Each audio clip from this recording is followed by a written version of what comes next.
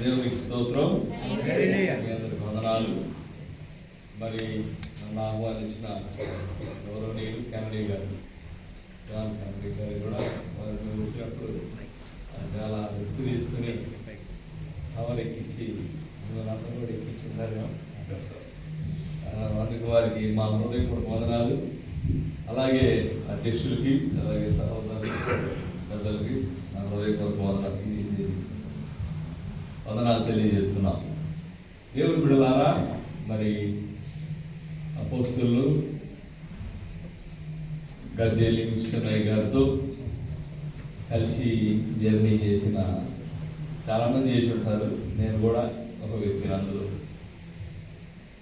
కానీ ఎవరు చేయలేని పని నాకు నేను మాత్రమే ఆయనతో జరిగిన ఒక విషయం ఏంటంటే, వారి జీవిత చరిత్రను ప్రపంచానికి తీసుకుని వచ్చారు.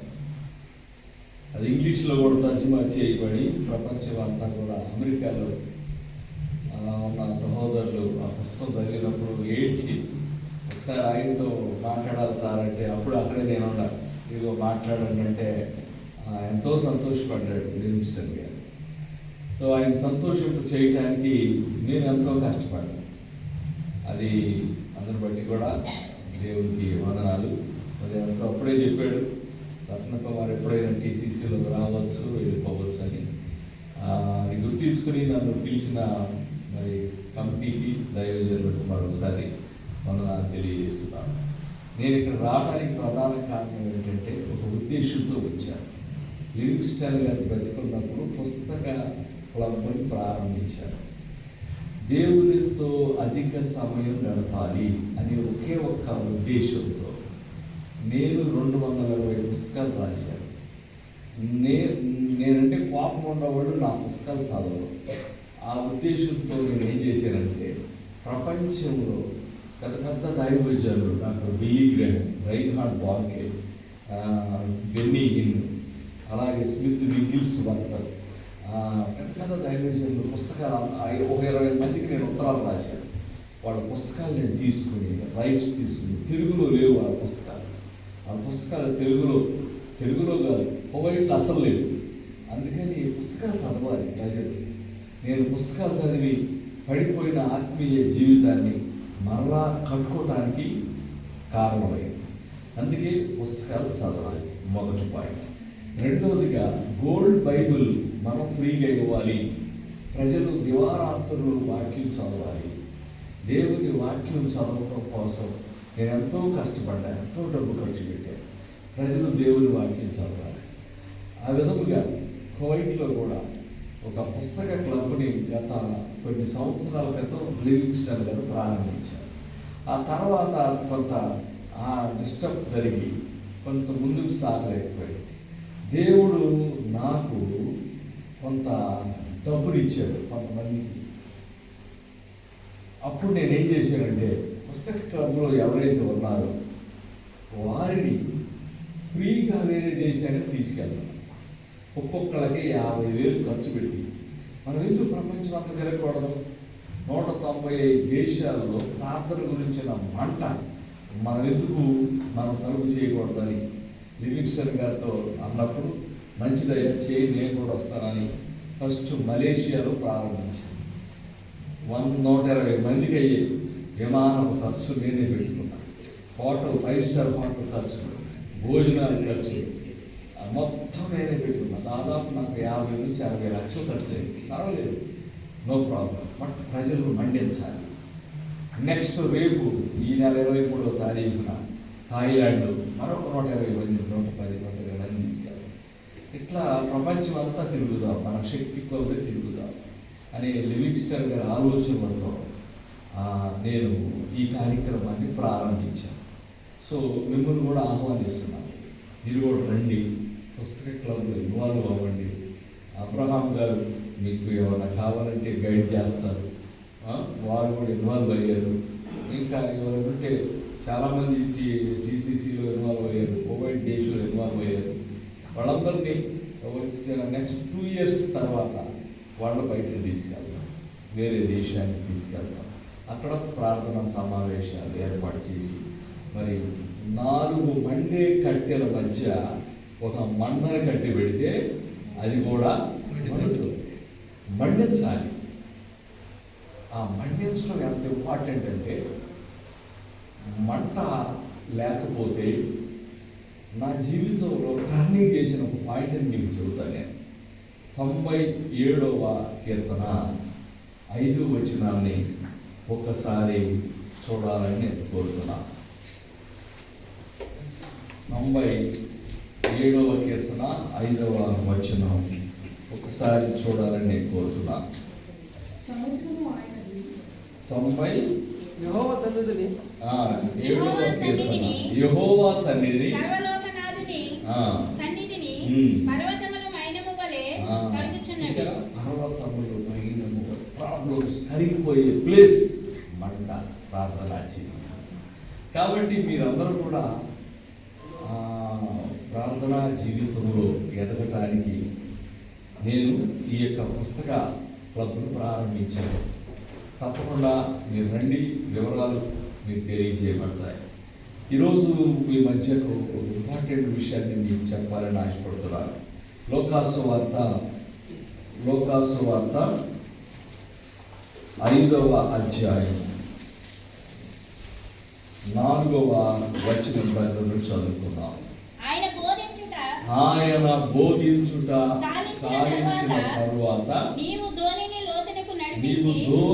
లోతునకు నడిపించి చేపలు పట్టుటకు మీ వలలు వేయడని సీమోనుతో చెప్పగా సీమోను ఏలినవాడా రాత్రి అంతయు మేము ప్రయాసపడితిమి గాని మాకేమీ దొరకలేదు.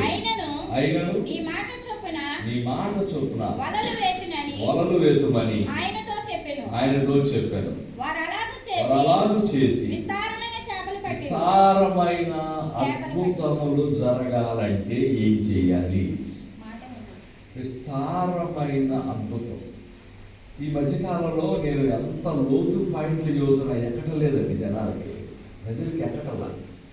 సరే, ఎంత ఇంపార్టెంట్ విషయాలు చదువుతున్నా వీళ్ళకి ఎందుకు ఎక్కటం లేదు అనిపిస్తే అప్పుడు అర్థమైంది ఏంటంటే, ఎందుకు ఎక్కటం లేదో కూడా బైబిల్లో ఉంది.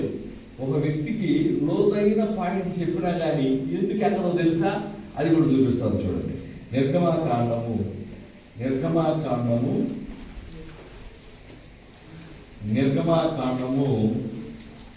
5వ అధ్యాయము. ఎంత కష్టపడి వాక్యం చెప్పినా కొంతమందికి ఎక్కదు. 6వ అధ్యాయము 8-9 వచనాలు చూడాలని కోరుతున్నాం.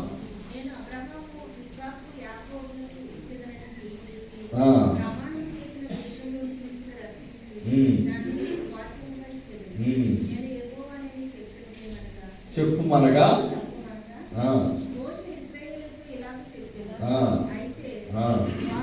వారు మనోవ్యాకులమును బట్టి కఠిన దాస్యత్వమును బట్టి మోషే మాట వెంటుడు. ఎందుకంటే తెలుసా, మనోవ్యాకుల ప్రాబ్లమ్స్ ఫుల్గా పెరిగిపోయాయి.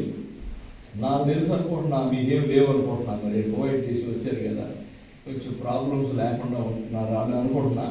ఉంటే మరి నేనేం చేసేది లేదు. ఎందుకు తెలుసా, ప్రాబ్లమ్స్ ఎప్పుడైతే ఉంటాయో వాక్యం లోపలికి వెళ్ళదండి. అందాక వాటి గురించి ఆలోచన. ఒక పక్క ఎట్లా ఫైనాన్షియల్ ప్రాబ్లం, ఒక పక్క ఫ్యామిలీ ప్రాబ్లం, మరొక పక్క ఇండియాలో మన మనోళ్ళు ఎట్లుంటున్నారు, మరొక పక్క మన ప్రాబ్లం. ఎన్ని ప్రాబ్లమ్స్ లోపల ఉంటే నాకు ఇంజక్షన్ అంటే భయం. ఎందుకు భయం అంటే, నా చిన్నతనంలో అందరూ గవర్నమెంట్ హాస్పిటల్కి వెళ్ళేవాడు. ఏ ప్రాబ్లం వచ్చినా వరుసనే నిలబడేవాడు. అదేదో ఇంజక్షన్ ఎంత ఉండేవాడు. అందరూ ఒక ఏ ఇంజక్షన్ అప్పుడు నా ముందు నా ఒక ఆయనకి ఇంజక్షన్ పడుతుంటే ఆ గిర్తల సూది బాడీలో పట్ల నర్సు ఏం చేసింది, ఒత్తి మీద బలవంతంగా వచ్చితే ఆ సూది వంగిపోయింది కానీ అది లోపలికి వెళ్ళాలి. అది చూసి పది భయవేసి మామూలు నాకు కూడా అంత ఇది అప్పుడు ఇంజక్షన్ అంటే భయం. కొంతమందికి ఎంత ఇచ్చిన లోపలికి పోదు. ఎందుకంటే మనోవ్యాకులు. ఒక్క మాట చెబుతాను నేనండి, మీకు కూడా ఏదైనా మనోవ్యాకులం ఉండొచ్చు. ఉంటే ప్రాబ్లం ఉంటే దానికి సొల్యూషన్ ఏంటో తెలుసా? ఒక అద్భుతం ఒక సమస్యను తొలగిస్తుంది. ఒక అద్భుతం మన జీవితంలో జరగాలి. దేవుడు మన లైఫ్లో అద్భుతాలు చేస్తే ఎంత పెద్ద ప్రాబ్లం అయినా కరిగిపోతుంది. అద్భుతం చేయాలంటే ప్రధాన విషయం అద్భుతం జరగాలి. మరి అద్భుతం ఎవరి జీవితంలో జరుగుతుంది? ఒక అద్భుతం అంటే అది చాలా శక్తివంతమైనది. నేను ప్రతిరోజు టీవీలో మాట్లాడతాను. దేవునితో మాట, దెయ్యముతో ఆట, చిలకలూరి పేట ప్రతిరోజు వచ్చింది. ఇట్లా నేను రోజు హైదరాబాద్ వెళ్తుంటే భోజనం చేద్దాం హోటల్కి వెళ్తే అక్కడ వడ్డించాను. నన్ను చూసి పైకి కింద చూస్తుంది. సార్ మీరు రత్నకుమార్ అవునమ్మా, మేము మీ టీవీ వచ్చారు. మంచిదమ్మ, మంచి అన్నీ చేసింది. మంచి అన్నీ చేసిన తర్వాత అంటుంది, మాస్టర్ గారు మా అమ్మాయి ఒక అమ్మాయి ఉంది, ఆ అమ్మాయికి ఏదైనా ఉద్యోగం ఉంటే చూడరా. తప్పకుండా చూస్తామమ్మా. అమ్మాయి ఏం జరిగిందా? 5వ తరగతి పాస్ అయింది నాకు. 5వ తరగతి ఆ దృష్టిలో ఐఏఎస్ అనుకుంటుంది. 5వ తరగతి పాస్ అయిందా? చూసారా? 5వ తరగతికి ఏమవుతాయి ఉద్యోగాలు? గుర్తుపెట్టుకోండి. దేవుడు కూడా నువ్వు 5వ తరగతి అంతా ఆత్మీయ అనుభవంలో ఉంటే ఏ అద్భుతం జరగడు. ఆత్మీయ అనుభవం ఎంత ఉంది? పెద్దగా ఉందా, చిన్నగా ఉందా చెప్పగలవా? దేవుడు పేతురుతో అంటున్నాడు, పేతురు నీ ధోరణిని లోతులను నడిపించు. దేవుడు ఎప్పుడు కూడా నువ్వు లోతైన అనుభవంలో ఉండాలని కోరుకుంటాడు. సైతాన్ని ఏమో కోరుకుంటాడు తెలుసా? సైతాన్ ప్లాన్ ఏంటో తెలుసా? చూపిస్తాను చూడండి వాడి ప్లాన్ కూడా. నిర్గమాకాండము 8వ అధ్యాయము 28వ వచనాన్ని ఒకసారి చూడాలి. నిర్గమాకాండము 8వ అధ్యాయం. సైతాన్ ప్లాన్ ఏంటి అసలు? చర్చికి వచ్చేవాళ్ళ పట్ల సైతాన్ ప్లాన్ ఏంటో అక్కడ రాయబడి ఉంది. అందుకు ఫరో, మీరు అరణ్యములో మీ దేవుడైన యెహోవాకు బలి అర్పించుటకు వెళ్ళండి. దేవుడైన యెహోవా దగ్గరికి వెళ్ళండి, కానీ లోతుకి వెళ్ళొద్దు. చూసారా వాడి ప్లాన్? దూరం పోవద్దు అంటున్నాడు, లోతుకి వెళ్ళొద్దు అంటున్నాడు. కానీ పేతురుతో యేసుప్రభు ఏమంటున్నాడు? నీవు నీ ధోరణిను లోతునకు నడిపించి వలలు వేయి. కువైట్లో మీరు ఉద్యోగం చేస్తున్నారా, వ్యాపారం చేస్తున్నారా, ఏం చేస్తున్నారో పాయింట్ కాదు, ఎక్కడుండి చేస్తున్నారనేది పాయింట్. నువ్వు లోతుకెళ్ళి వ్యాపారం చేయి, నువ్వు లోతుకెళ్ళి ఉద్యోగం చేయి, నువ్వు లోతుకెళ్తేనే ఏదైనా సరే రిజల్ట్ ఉంటుంది. నువ్వు లోతుకెళ్ళకుండా ఉన్నావా? ఏం జరిగిందో పేతురు అంటున్నాడు. చదవండి నెక్స్ట్ ఏమంటున్నాడు పేతురు? ఏలినవాడా 5వ అధ్యాయము ఏలినవాడా రాత్రి అంతా ప్రయాసపడితివి కానీ ఒక్క మాట వినండి అందరూ. రాత్రులు కాదు, సంవత్సరాలు ప్రయాసపడినా లోతు లేని భక్తి ఒక్క అద్భుతం మీకు జరిగించదు. ఒక్క అద్భుతం మీకు అద్భుతాలు జరుగుతున్నాయా మీ లైఫ్లో? అద్భుతాలు జరగడం అనేది దేని మీద ఆధారపడి తెలుసా? ఒక వ్యక్తి లోతైన ప్రార్థనా జీవితం. మీరు ఎంత చదువుతున్నారు బైబిల్ని? మీరు బైబిల్ నాలెడ్జ్ ఎంత ఉంది? దయచేసి నేను చదువుతున్నాను. మీ కష్టం మీద కువైట్లో మీకు ఏదైనా మంచి వ్యాపారం చేసి బాగా డబ్బులు వస్తున్నాయో ఓకే, రైట్, తప్పు కాదు. కానీ మీరు లోతుకి కనుక వెళ్ళకపోతే, లోతుకి వెళ్ళినోడి దగ్గరికి దెయ్యాలు రావండి. నేను ఎప్పుడైతే టీవీలో దెయ్యం గురించి అవ్వడం ప్రారంభించానో నాకు ఒక్క ఫోన్ మాట్లాడేసరికి 30 మిస్డ్ కాల్ ఉండి, అబ్బో ఏంటి ఎంతమంది చేస్తున్నారని మళ్ళీ నేను చేసేవాడిని. అప్పుడు లాస్ట్ గారు రాత్రి అంతా పిచ్చి కాలం వచ్చినాయండి, దెయ్యాల మీద పడుతున్నాయండి అంటే ఈ ఎవరెవరైతే దెయ్యాల చేత ప్రాబ్లం ఎదుర్కొన్నారో వాళ్ళంతా నాకు ఫోన్ చేసేవాడు. నేను ఒక దెయ్యాల స్పెషలిస్ట్ అయిపోయినాడు.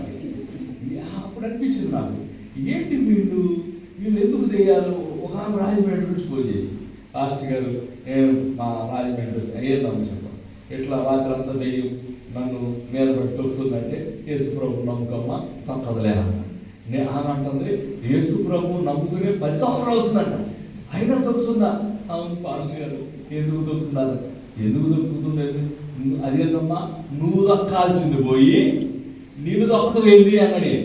సమాధానకర్త దేవుడు సాతానును మీ కాళ్ళ క్రింద శీఘ్రముగా చేతులు దక్కించును, అది బైబిల్ చెబుతుంది. అంటే మనం దక్కాలి, కానీ వీళ్ళు అంటున్నారు నన్ను దొక్కుతుంది అంటారు. అరే నువ్వు దక్కాల్సింది పోయి నేను దక్కతమైందా? అదేదో అర్థం కావట్లేదు. అర్థమైంది నీ మొహం వినో. మండే స్టవ్ మీద ఏగవాలం, మండే వ్యక్తుల మీద దెయ్యాలు రావు, గుర్తుపెట్టుకో. మండే స్టవ్ మీద ఏగవాలయా, నీ మీద దెయ్యం వాళ్తుందంటే నువ్వు ఒక ఆరిపోయిన వ్యక్తివి, నువ్వు ఒక లోతు లేని వ్యక్తివి. లోతు లేని వాళ్ళ దగ్గర దెయ్యాలు వస్తాయండి. నేను ఒక మాట, మీరు ఈ దెయ్యాల గురించి నా నాలెడ్జ్ చాలా ఇంపార్టెంట్. ఆ దెయ్యాలు ఏం చేస్తాయి? ఒకసారి నేను మీటింగ్కి వెళ్తున్నాను, ఒక క్రిస్టియన్ చర్చ్, ఒక ముస్లిం, ఒక హిందువులు కూడా ఉంది, ఒక ముస్లిం ఉన్నాడు. దెయ్యాలు పెట్టినోడిని ఎక్కడ తీసుకెళ్ళినా ఈ 3 సార్లు బాగవుతుంది. నాకు అర్థం కాదా? సరే, నాకు అర్థం కాదా? దెయ్యాలు పెట్టినోడి వీళ్ళు ఎట్ట పోతున్నారబ్బా, ఈ క్రిస్టియన్స్ అంటావా? ఎట్టకంట వేస్తున్నావు దెయ్యాలు, పక్కన దెయ్యాలు ఎట్ట వెళ్ళబడుతున్నారని ఒక ఆయన అడిగారు. సార్ మీరు ఎట్ట దెయ్యాలు వెళ్ళబడుతున్నారు? ఏముందండి, పెద్దోడు చెప్పిన మాట చిన్నోళ్ళు ఉంటారు కదా, ఇది కూడా అంతేని అంటాడు. పెద్దోళ్ళు ఏంది, చిన్నోళ్ళు ఏంది? అసలు పెద్దోళ్ళు అంటే అప్పుడు చెప్పాడు అడగంగా వాళ్ళ దగ్గర పెద్ద దెయ్యాలు ఉంటాయంట, వచ్చిన వాళ్ళు చిన్న దెయ్యాలు ఉంటాయంట. అంటే దెయ్యాల రకాలు ఉంటాయా అనిపించింది నాకు. ఈ పెద్దదే చెప్పి పోనగా వెళ్ళిపోయింది. సరే దెయ్యాల రకాలు అంటే ఆయన చూసి తెలిసింది నాకు, కానీ బైబిల్ ఎప్పుడో రాయబడి. నేను అన్నాను మరి వచ్చిన వాళ్ళు పెద్ద దెయ్యం పరిస్థితి అన్నాను. అప్పుడు అన్నాడు, అప్పుడు ఆ టైంలో వాళ్ళ బాడీ ఏదో బాగా ఇబ్బంది పడిపోయిందని అది తట్టుకోలేక ఆయన యేసు ప్రభువు నమ్ముతున్నాడు. సరే పాయింట్ అది కాదు, దెయ్యాల్లో రకాలు ఉంటాయని బైబిల్ ఎప్పుడో రాయబడింది. మనము పోరాడునది శరీరంతో కాదు, ప్రధానులతోనూ అధికారులతోనూ లోకనాథులతోనూ దురాత్మ సమూహములతోనూ ఉందా? రకరకాలు ఉంటాయిగా. అప్పుడే అసలు ఎన్ని రకాలు ఏమన్నా చూద్దామని బైబిల్ మొత్తం పరిశీలించాను, బైబిల్ మొత్తం మీరుకోసం. అప్పుడు నాకు 35 రకాల దురాత్మలు పనిచేస్తున్నాయి. కాలేజీలో Telugu department, science department, English department, social department, ఈ ఎలా ఉంటాయో ఈ 35 రకాల డిపార్ట్మెంట్లు ఎవరి కోసం పనిచేస్తాయో తెలుసా? ఎవరి దగ్గరికి వస్తాయో తెలుసా? లోతుకి ఎవరినోడు దగ్గరికి వస్తాయి. లోతుకి ఎవరినోడు దగ్గరికి వచ్చి ఏం చేస్తుంది తెలుసా? వాడికి ఏం కావాలో అదే పంపిస్తాయి. అంటే ఉదాహరణకు ఎప్పుడైతే నువ్వు లోతుకి వెళ్తే ఒక రకంగా ఉంటావు, లోతుకి వెళ్ళకపోతే మరొక రకంగా నీకు అయిపోతుంది. దెయ్యాలు నీకు ఆలోచనలు కలిగిస్తాయి, నీకు తప్పుడు నిర్ణయాలు తీసుకొస్తాయి. మీ అందరికి విజయవాడ తెలుసు కదా, ఆంధ్రప్రదేశ్ విజయవాడ తెలుసు, మీ అందరికి విశాఖపట్నం కూడా తెలుసు, అలాగే మీ అందరికి హైదరాబాద్ కూడా తెలుసు. విజయవాడలో నిలబడి సార్ నేను హైదరాబాద్ వెళ్ళాలంటే ఎటు వెళ్ళాలని అడిగాను. ఆ స్ట్రైట్కి వెళ్ళిపో, హైదరాబాద్ వచ్చిందని ఒక అతను చెప్పాడు. నేను స్ట్రైట్కి వెళ్దామని విజయవాడ నుంచి, విజయవాడ దాటాను, ఏలూరు దాటాను, రాజమండ్రి దగ్గరికి వచ్చాను. సార్ ఇంకా హైదరాబాద్ ఎంత దూరం సార్? ఇటు ఆడ హైదరాబాద్ అయ్యా, ఇటు కాదు వెనక్కి వెళ్ళు, నీకు ఏలూరు వచ్చింది, తర్వాత విజయవాడ వచ్చింది, తర్వాత సూర్యాపేట వచ్చింది, తర్వాత హైదరాబాద్ వచ్చింది. ఒక్క తప్పుడు నిర్ణయం సరి చేసుకోవడానికి ఎంత టైం పట్టింది తెలుసండి?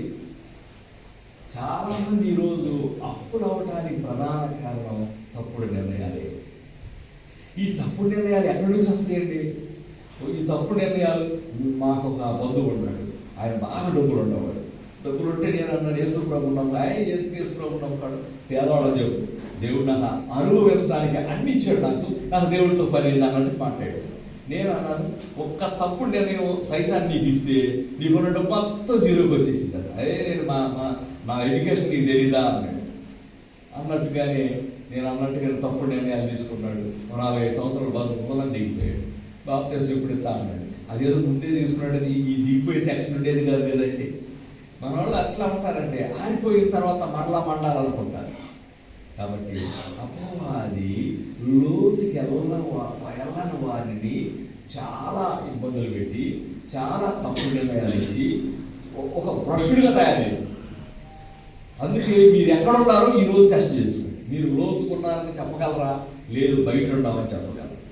పేతురు అంటున్నాడు, ఏలినవాడా, రాత్రి అంతా ప్రయాసపడితివి కానీ మాకు ఏమీ దొరకలేదు. ఒక్క అద్భుతం జరగదండి కొంతమంది జీవితాలు, ఒక్క దేవుని కార్యం జరగదండి కొంతమంది జీవితాలు. ప్రార్థన ఆలకించబడటం చాలా కష్టం అవుతుందండి. దేవుడు అద్భుతాలు చేసే దేవుడు, దేవుడిని సహాయం చేసే దేవుడు. నేను మలేషియాకి 120 మందిని తీసుకెళ్ళాలి. ఎస్టిమేషన్ అంతా 50 లక్షలు అవుతుంది. నా దగ్గర ఎంత ఉండేదో చూద్దాం, ఆయన మొత్తం ఉడితే 10 లక్షలు ఎంత ఉండే, ఇంకా 40 లక్షలు నాకు కావాలి. ఏం చేయాలి? ఎలాగా ప్రార్థన చేశాను. ప్రభువా, ప్రజలను ప్రార్థనలో మండించడానికి నేను ఈ పని చేశాను. నేను డబ్బులు ఖర్చు పెట్టడం వల్ల నాకు నష్టం, కానీ వాళ్ళకేం నష్టం లేదు. నాకు డబ్బులు కావాలి అని నేను ప్రార్థన చేశాను. హైదరాబాద్ వెళ్ళి ఒక సహోదరుడితో భోజనం చేస్తాను. సార్, నా ఇంట్లో 40 లక్షలు కాదు, ప్రార్థన చేయను. ఆయన అన్నాడు, ఆ 40 లక్షలు నేను ఇస్తాను, 5 రూపాయలు దగ్గర నేను చూసుకుంటాను. చూసారా, అంత తేలిగ్గా చెప్పేసాడు. 40 లక్షలు కావాలి, నేను ఇచ్చాను. నాకు ఆ శ్రమ అయిపోయా, చదువుతో ఫీలింగ్ కూడా చాలా తేలిగ్గా చెప్పేసాడు. దేవుడు అద్భుతాలు చేసేది, దేవుడు ఆశ్చర్య కార్యాలు చేసేది. నీ కష్టం మీద నువ్వు కొంతవరకు ఏం చేయగలవు. మోషే తన కష్టాన్ని ఉపయోగించి ఒక్క వ్యక్తిని రక్షించాడు. అదే మోషే దేవుని బలాన్ని ఉపయోగించి 6 లక్షల మందిని రక్షించాడు. నీ బలం వేరు, దేవుని బలం వేరు.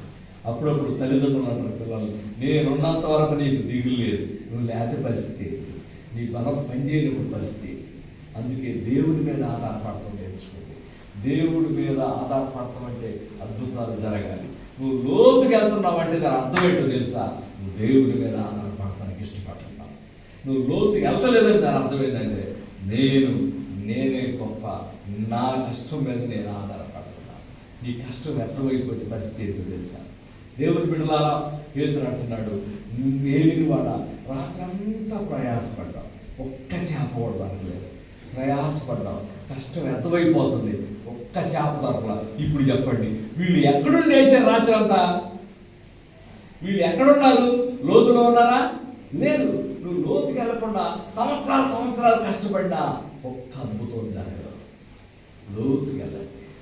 లోతుకి ఎందుకు వెళ్ళాలంటే, అది కూడా నేను లోతుకి వెళ్ళాలి. ఎందుకు నేను లోతుకి వెళ్ళాలి? చదవండి, యెహెజ్కేలు 47వ అధ్యాయం 3, 4, 5 వచనాల్లో అక్కడ రాయబడింది. యెహెజ్కేలు 47వ అధ్యాయము ఒకసారి చూడండి, చాలా ఇంపార్టెంట్ విషయం అన్నమాట ఇది. 3, 4, 5 వచనాలు. ఆ మనుషుడు కొలనూరు చేత పట్టుకొని బయలు వెళ్ళి 1000 మూరలు కొలిచి ఆ నీళ్ల గుండా నన్ను నడిపింపగా నీళ్లు చీలమండలం లోతుండెను. ఆయన మరి 1000 మూరలు కొలిపి నన్ను నడిపింపగా నీళ్లు మోకాళ్ళ లోతుకొచ్చాను. ఇంకా 1000 మూరలు కొలిచి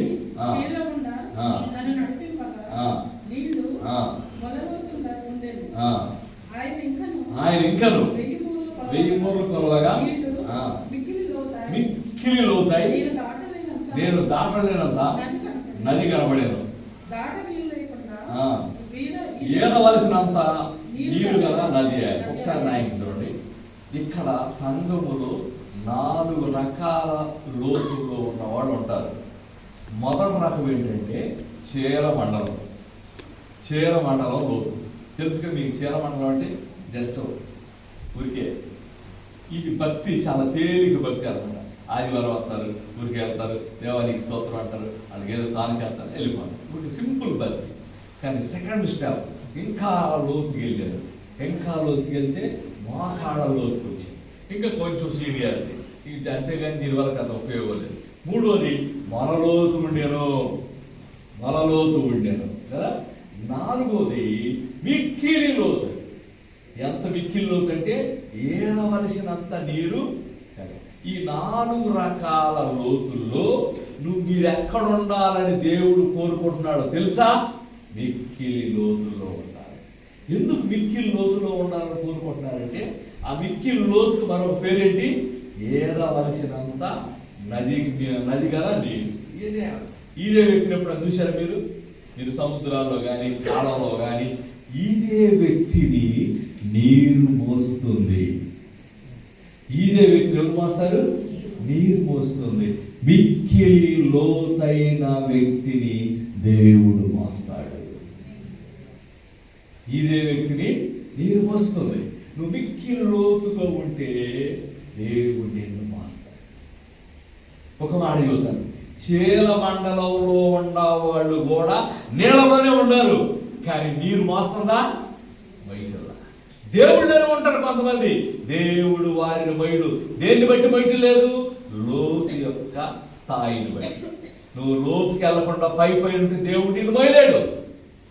నెక్స్ట్ మన లోతులో ఉన్నవాళ్ళు కూడా ఎక్కడ ఉన్నారు? నీళ్ళలోనే ఉన్నారు, కానీ నీరు వారిని బయట లేదు. నెక్స్ట్ మూడోది మన లోతున్న వాళ్ళు కూడా నీళ్ళలో ఉన్నారు, నీరు వారిని బయట లేదు. ఎవరు మోస్తుంది నీరు? మిక్కిలి లోతైన వ్యక్తి. మిక్కిలి లోతైన వ్యక్తి.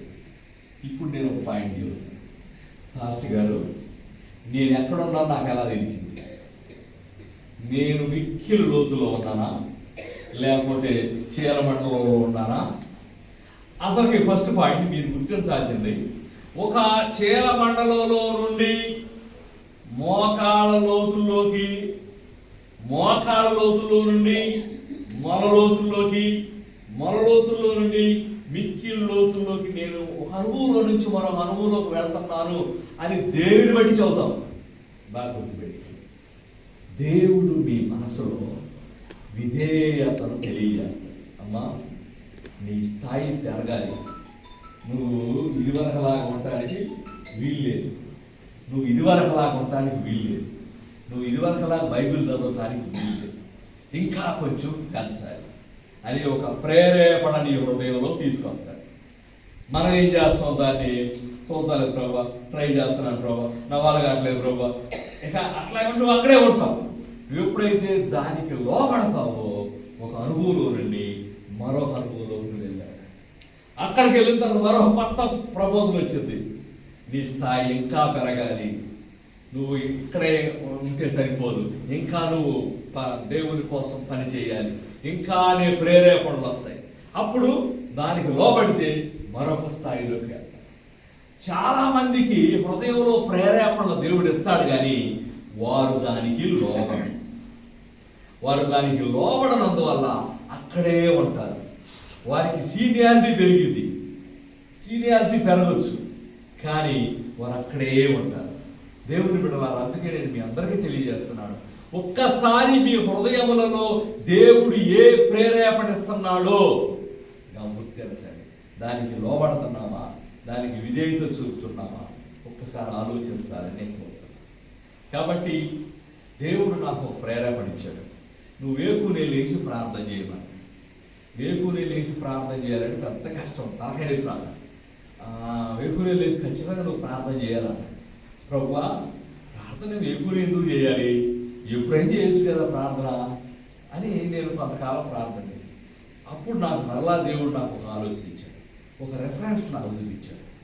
ఆ రెఫరెన్స్ని బట్టి అది ఏంటంటే, దేవుడు బైబిల్లో ఎప్పుడు మాట్లాడతాడు, దేవుడు మనతో మాట్లాడాలంటే ఏ టైం జజీరా ఫ్లైట్ ఎన్ని గంటల టైం ఉంటుండగా, అట్లాగే దేవుడు మాట్లాడే టైం ఒకటి ఉంది బైబిల్లో. అది నాకు చాలా ఆశ్చర్యం అనిపించింది. మరి ఆ టైం చూపిస్తాను, మీరు కూడా వెళ్ళండి ఆ టైంకి. చూడండి, యెషయా గ్రంథం 50వ అధ్యాయము 4వ వచనంలో ఆ టైం అక్కడ రాయబడి ఉంది. యెషయా గ్రంథం 50వ అధ్యాయం 4వ వచనం. అలసిన వారిని మాటల చేత ఓడించి జ్ఞానము నాకు కలుగునట్లు ఆ. యెహోవా నాకు దయచేసి ఉన్నాడు. ఆ. శిష్యులు వినున్నట్లుగా నేను వినుటకై ఆయన ప్రతి ఉదయమున నాకు ప్రతి ఉదయమున వినుబుద్ధి పుట్టించుచున్నాడు. ప్రతి ఉదయం అంటే ఎన్ని గంటలకు స్టార్ట్ అయింది? ఉదయం ఎన్ని గంటలకు స్టార్ట్ అయింది? 12 గంటలకు స్టార్ట్ అయింది. 12 తర్వాత డేట్ మారింది, అవునా? అప్పుడు ఏఎం, అవునా? 12 నుండి 6 లోపు, 6 తర్వాత సూర్యోదయం, 6 లోపు. ఈ time very very very important. ఈ టైంలో ఖచ్చితంగా మీ ప్రజెన్స్ ఉండాలి. ఒక లోతుకెళ్ళే వ్యక్తి ఖచ్చితంగా ఈ టైంలో కూర్చుని ప్రార్థించాలి.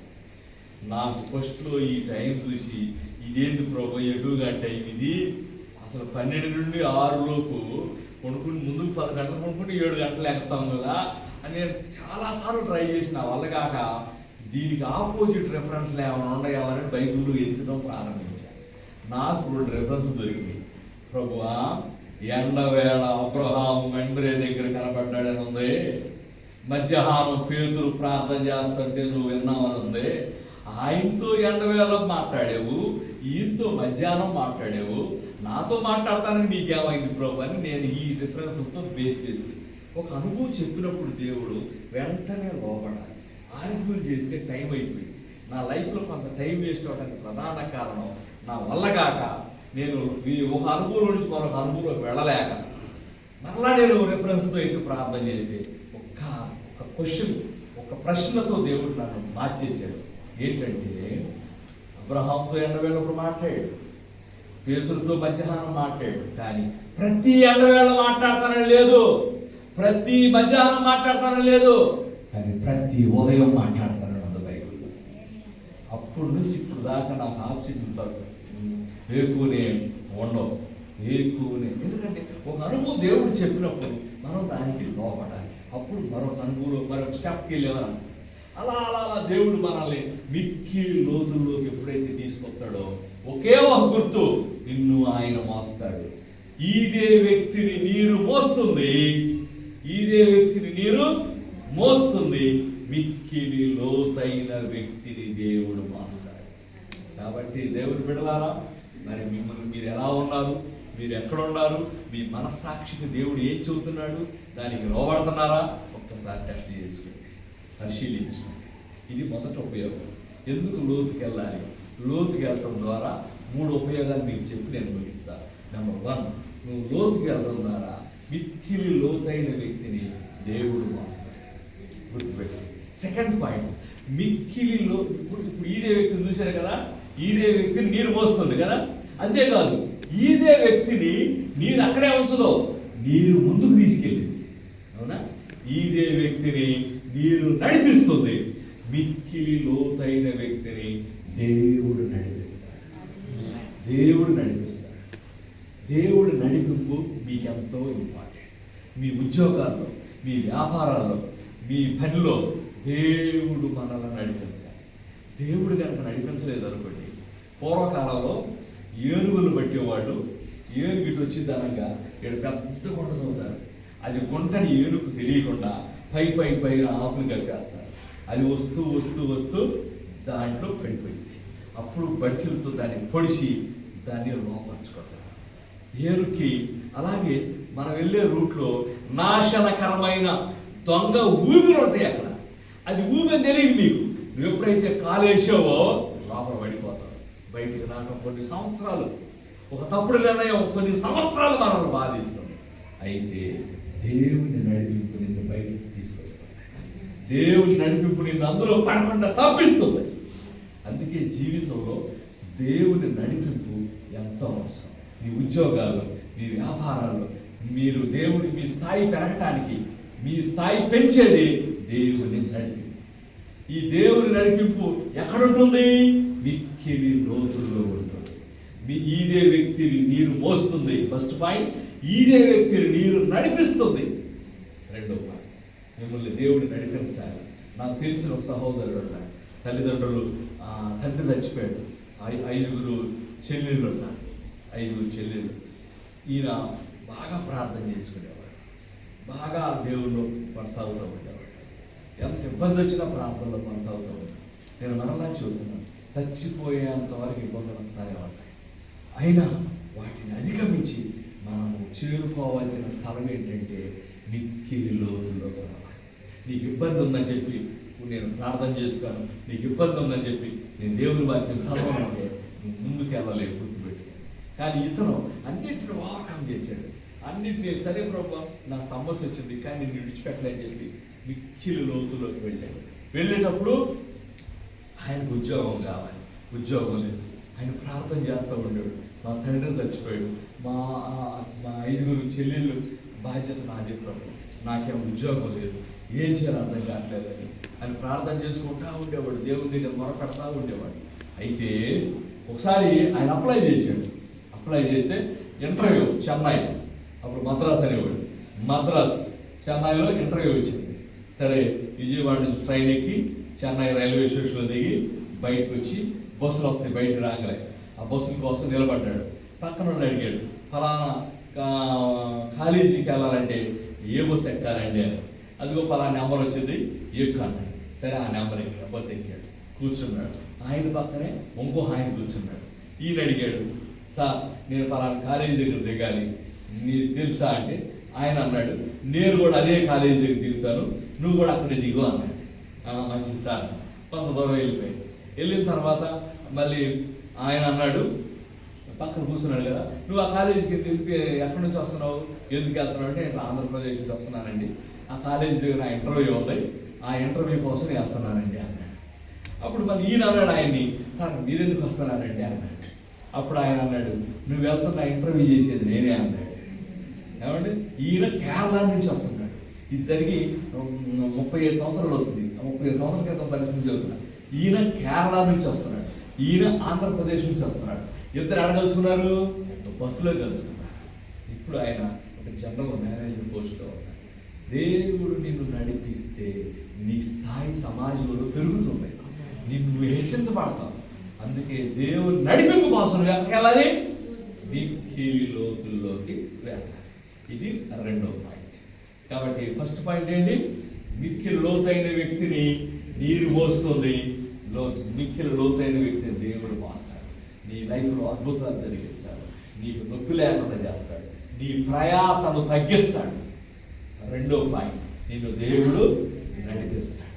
ఇక లాస్ట్ పాయింట్, మిక్కిలి లోతుల్లోకి వెళ్తే కలిగే 3వ ఉపయోగం ఏంటో నేను చెబుతాను, బాగా వినండి. చాలా మందికి తెలియని విషయం ఏంటంటే డబ్బు ఎలా వచ్చింది, డబ్బు రావాలంటే సీక్రెట్ ఏంటి. బైబిల్లో ఉందండి, ఎన్ని విషయాలు ఉంటాయి తెలుసా. నేను ఒక సీక్రెట్ చెబుతాను, డబ్బు రావడానికి సీక్రెట్ చెబుతాను. చూడండి, యెషయా గ్రంథము 66వ అధ్యాయము 12వ వచనంలో దేవుడు మనకు డబ్బు ఎలా ఇస్తాడు, ఒక వ్యక్తికి డబ్బు వస్తుంది అనడానికి గుర్తు ఏంటో అక్కడ రాయబడి ఉంది. యెషయా గ్రంథము 66వ అధ్యాయము 12వ వచనం చదవండి. ఆలకించుడి నది వలె. ఒక్క నిమిషం ఆగమ్మా. సమాధానం ఎంత ఉండాలంట? నది అంత సమాధానం. నది అంటే ఏం తెలుసా, మీకు ఐడియా ఉందా? చెప్పండి, ఏం నది? ఏమన్నా మీరు చూసి నదులేంటి? గోదావరి, ఇక అయ్యేగా కృష్ణ. ఇప్పుడు ఈ నది అంత సమాధానం ఉందంటే, నది కంటే పెద్దదేంటి? సముద్రం. నది కంటే చిన్నదేంటి? కాలువ కదా. తెలుసు, మీకు ఐడియా తెలుసు. నది కంటే చిన్నదే కాలువ, నది కంటే పెద్దదే సముద్రం. సరే, పెద్ద వదిలేసేయండి, చిన్నదే.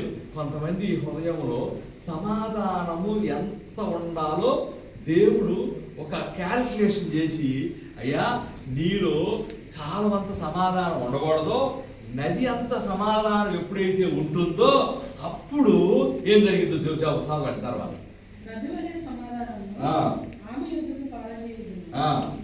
మీరు జనముల ఐశ్వర్యము అనుభవించినట్లు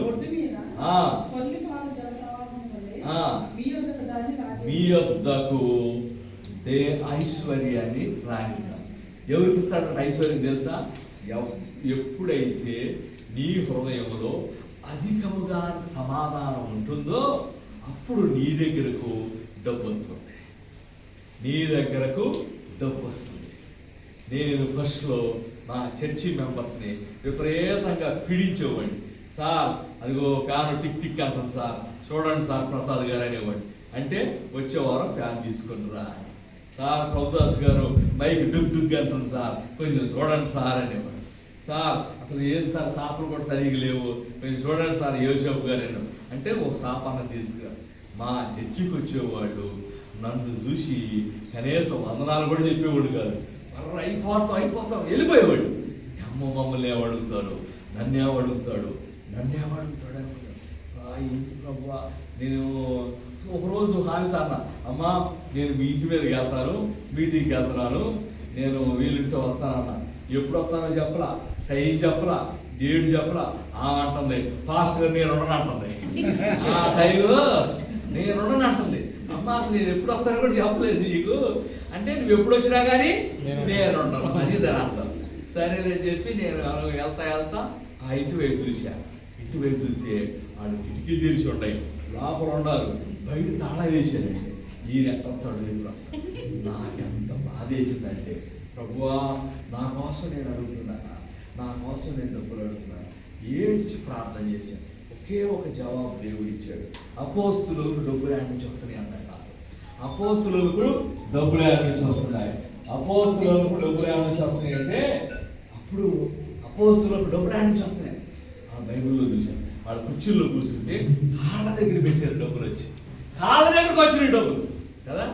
ఇప్పుడు అర్థమైంది. వాళ్ళు ఏం చేశారు, వాళ్ళు వాక్యము ఎందును ప్రార్థన ఎందును ఎడతెగక అంటే అధిక సమయం నువ్వు మిక్కిలు లోతుకి వెళ్ళాలంటే అధిక సమయం ఉంటేనే నువ్వు ఇవ్వగలవు. ఏమండి, వాహనాలు శుద్ధి చేయాలంటే సమయం ఇవ్వాలి, వంట పాత్రలను శుద్ధి చేయాలంటే సమయం ఇవ్వాలి, హృదయాన్ని శుద్ధి చేయాలంటే కూడా సమయం ఇవ్వాలి. దేవుడు టైం ఇవ్వాలి. నాకు బిజీగా ఉన్నాను నువ్వు మిక్కిలు లోతులకు వెళ్ళలేవు. అక్కడ అపోస్తులు ఏం చేశారు తెలుసా, వాడు ఎడతెగక ఎక్కువ టైం స్పెండ్ చేశారు. నేను కూడా ప్రతిరోజు 8 గంటలు దేవునితో గడపడం ప్రారంభించాను. నేను అధికంగా వెళ్ళిపోతాను, మిక్కిల లోతుల్లోకి వెళ్ళానంటారు. గుర్తేంటో తెలుసా, నా హృదయంలో నెమ్మది స్థాయి పెరుగుతుంది. ఇండియా దేశంలో 500 టీవీ ఛానల్స్ ఉన్నాయి. దేశం మొత్తం మీద ఎప్పుడు 20 సంవత్సరాల క్రితం 500 టీవీ లైన్, ఎన్టీవీ, ఇట్లా 500. ఏ టీవీలో కూడా ఎవ్రీ డే 1 hour ప్రోగ్రాం లేదు. ఇండియాలో ఒకే ఒక ప్రోగ్రాం ఉంది, దేవునితో మాట, దయ్యముతో మాట, చిలకలూరిపేట. 1 hour programme. నేను ఒక్కడే ఇండియా మొత్తంలో. అప్పుడు నేను ఎంతో మంది దైవజనులకు అవకాశం ఇచ్చాను. పెద్ద దైవజనులు ఇప్పుడు అయ్యారు, వాళ్ళందరికీ నేను అవకాశం ఇచ్చాను. నేను ఎప్పుడు టీవీలో డబ్బులు అడగలేదు. పబ్లిక్ నాకు 6 కోట్ల రూపాయలు ఇచ్చారు. ఇప్పటి వరకు నేను టీవీకి కట్టిన డబ్బు దాదాపు 6 కోట్ల రూపాయలు. ఎక్కడి నుంచి వచ్చింది నాకు తెలుసు. మిక్కిలి లోతుల్లో ఉంటే నెమ్మది ఫుల్గా ఉంటుంది, నెమ్మది ఫుల్గా ఉంటే డబ్బు ఫుల్గా వస్తుంది. అది బైబిల్ అక్కడ చెబుతుంది. నెమ్మది స్థాయి పెరిగేది మిక్కిలి లోతుకి వెళ్ళాలి. ఎందుకు మనం లోతుకి వెళ్ళాలి? నీకు నెమ్మది స్థాయి పెరిగితే నీకు ఒకటేనండి, సింపుల్, నీ నెమ్మదిని బట్టి నీకు డబ్బు వస్తుంది. నీ హృదయంలో కొంతమంది, అయ్యా మా హృదయం కారం ఎండిపోయిందంట, నీకు ఆపులైపోతుంది. నీ హృదయంలో నెమ్మది ఏ స్థాయిలో ఉందో డబ్బు ఆ స్థాయిలో ఉంటుంది. అది దేవుని వాక్యం చెబుతుంది. నేను నమ్మాను, ప్రాక్టికల్గా అనుభవించాను. ఒక్క పుస్తకం ప్రింట్ చేయాలంటే ₹1,00,000 అండి. 220 పుస్తకాలు ప్రింట్ చేసింది. ఎక్కడి నుంచి చేసింది అంత డబ్బు? నాకు తెలుసు. ఈ డబ్బు ఏంటంటే అది ఆడ చేసేదో నాకు అవసరంలా. నాకు నేను మిక్కిలి రోజుల్లో ఉంటే సమాధానం స్థాయి పెరుగుతుంది. సమాధానం స్థాయి పెరిగితే డబ్బు స్థాయి పెరుగుతుంది. ఎవరు అడగాల్సిన అవసరం లేదు, ఎవరి కోసం పచ్చినాడాల్సిన అవసరంలా, వాళ్ళ దగ్గరికి వస్తుంది. చిలకలూరిపేటలో నాకు ఇంత పొద్దు మర్యాదలు వచ్చాయి. ఆయన ఇవ్వలేక చచ్చేవాడు. సార్ మా వల్లగాట్లేదు మీకేమన్నా మరి అని చెప్పేసేవాడు. ఎందుకు మరి నేనేం చేయలే, వాడు జనాలు పంపిస్తాను, నేనేం చేయను. ఎంతోమంది ఫోన్లు చేశారు. ఏం సార్ మీ అకౌంట్ బకెట్లు కూడా వచ్చాయి, మీ అకౌంట్ ఎట్లా డబ్బులు వస్తుంది, ఎక్కడి నుంచి? నాకు తెలియదు ఎక్కడి నుంచి వస్తుందో, నేనేం చేయను. వాళ్ళు ఎవరో నాకు తెలియదు, ఇప్పటికీ నాకు తెలియదు. ఇప్పటికీ ఈరోజు ప్రజెంట్ ఎవరు నా కానుక పంపుతున్నా నాకు తెలియదు. ఎందుకు చెబుతుంది ఈ మాట? అది పంపినా పర్లేదు, పాయింట్ అడిగారు. మిక్కిలి లోతుల్లోకి వెళ్తే మీరు కూడా సమాధాన స్థాయి పెరుగుతుంది. సమాధాన స్థాయి ఎప్పుడైతే పెరుగుతుందో దేవుడు అన్నాడు, జనముల ఐశ్వర్యాన్ని కువైట్ దేశంలో ఉన్న డబ్బు నువ్వు అనుభవిస్తావు. దేవుడు నీకు డబ్బులు ఇస్తాడు. డబ్బులు ఇచ్చాలంటే నువ్వు ఎక్కడ ఉండాలి? సో 3 పాయింట్లు అక్కడ. నా మాటలు మీకు అర్థమైంది. సో మీరు ఎక్కడ ఉండాలి? మీరు ఎందుకు లోతు రాలేకపోతున్నారు? ఎందుకు మీరు లోతైన అనుభవంలోకి రాలేకపోతున్నారు? ఎందుకు మీరు లోతైన అనుభవంలోకి మీరు రాలేకపోతున్నారు? ఆలోచించండి. ఆటంకాలు ఏంటి? ఎందుకు గెలవలేకపోతున్నారు? ఎందుకు జయించలేకపోతున్నారు? దేవుడు జయించండి, ఓవర్కమ్ చేయండి, ఆటంకాలు గెలవండి. ఆటంకాలు గెలిచి లోతుల్లోకి రండి. 3వది, అప్పుడు మీకు లోతుల్లోకి వస్తే మీ హృదయం ఎట్లుంటుందో తెలుసా? నెమ్మది స్థాయి పెరుగుతుంది. ఒక్కసారి క్యాల్కులేట్ చేసుకోండి. మీ జీవిత దినాల్లో బాధాకరమైన దినాలు ఎక్కువగా ఉన్నాయా, సంతోషకరమైన దినాలు ఎక్కువగా ఉన్నాయా? టెస్ట్ చేసుకోండి. బాధాకరమైన దినాలు ఎక్కువగా ఉన్నాయంటే మీరు లోతుకి వెళ్ళలేదన్నా. సంతోషకరమైన దినాలు ఎక్కువగా ఉన్నాయంటే మీరు లోతైన అనుభవం ఉన్నారన్న. కాబట్టి దేవుని బిడ్డలారా, ఈ విషయం గుర్తుపెట్టుకోండి. నేను ఆంధ్రప్రదేశ్ నుంచి ప్రార్థనా యాత్ర అని ప్రారంభించాను. నాకంటే ముందు అప్పుడు సమైక్యాంధ్ర 2 రాష్ట్రాలు కలిసి ఉండేవి. నాకంటే ముందు నారా చంద్రబాబు నాయుడు గారు పాదయాత్ర స్టార్ట్ చేశాడు. నేను ప్రార్థన యాత్ర స్టార్ట్ చేశాను.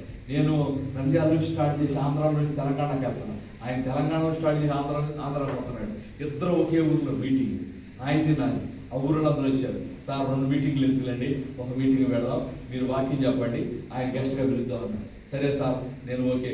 ఆయన గెలవడాను, ఆయన కనుక్కోమని ఆయన ఓకే అన్నాడు. సరే, ఆయన గెస్ట్గా వచ్చాడు. నేను వాక్యం చెప్తాను. ఏ వాక్యం చెబుతున్నాను తెలుసా? పౌలుసీల గురించి చెబుతున్నాను. పౌలుసీలలు చెరసాల్లో వేయబడ్డారు. చెరసాల్లో వాళ్ళు 3 పనులు చేశారు. 1 పాటలు పాడారు, 2 వాక్యం చెప్పారు, 3 ప్రార్థన చేశారు. అవునా? చెప్పండి, ఏమేం చేశారు? పాటలు పాడారు, వాక్యం చెప్పారు, ప్రార్థన చేశారు. ఎక్కడ? చెరసాల్లో. ఈ 3 ఎక్కడ దొరుకుతాయి? పాటలు పాడతాం, వాక్యం చదువుతాం, ప్రార్థన చేసి ఎక్కడ దొరుకుతాయి? చర్చిల్లో దొరుకుతాయి. చర్చీలను చెరసాలను చర్చీలుగా మార్చుకోవటమే దేవుడిచ్చే సమాధానం అని చెప్పారు.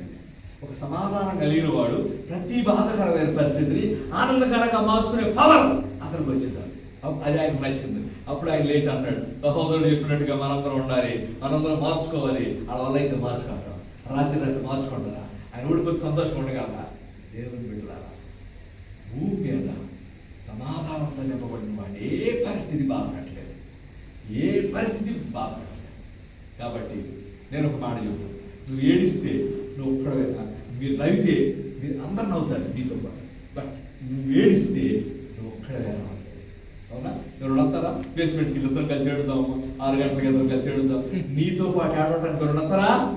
నేను అందుకే చెబుతున్నాను, సమాధాన స్థాయి ఎప్పుడైతే పెరుగుతుందో ప్రతి దుఃఖాన్ని తొక్కేస్తారు, ప్రతి బాధను మార్చేస్తుంది. అది మిక్కిలి లోతైన అనుభవం వల్ల కలిగే. కాబట్టి నా మాట మీకు అందరికీ అర్థమైంది అనుకుంటున్నాను. ఇంకా మీరు మండించబడటానికి పుస్తక క్లబ్ నేను ఏర్పాటు చేశాను.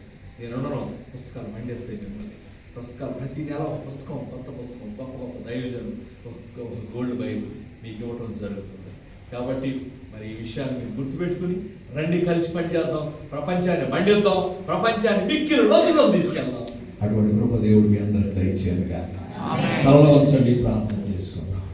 తలలో వచ్చినట్లయితే మనల్ని మనం పరిశీలించుకుందాం, మనల్ని మనం సరి చేసుకుందాం. ప్రభువా, నేను మిక్కిలి లోతులోకి వెళ్తానికి ఇష్టపడుతున్నాను,